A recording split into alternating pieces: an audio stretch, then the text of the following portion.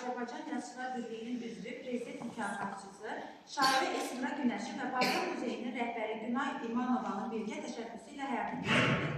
Odur ki, gəlin çıxış üçün sözü, ilk sözü ev sahibinə verək. Hər zaman səmiyyətli, sevgisi ilə qəlbimizdə yer edən Günay xanımın təqdimimizi açıq elan etməsi üçün səhnəmizə dəvət edirik.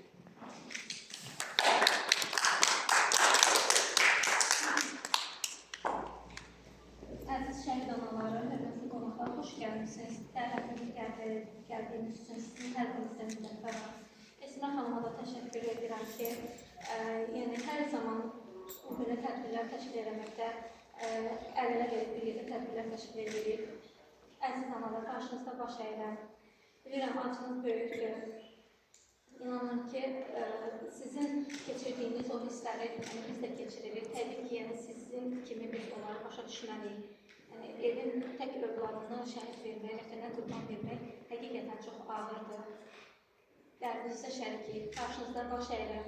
Qarşıdan gələn 8 Mart Qadınlar Bayramımızı təbrik edirəm. Xoş gəlmişsiniz.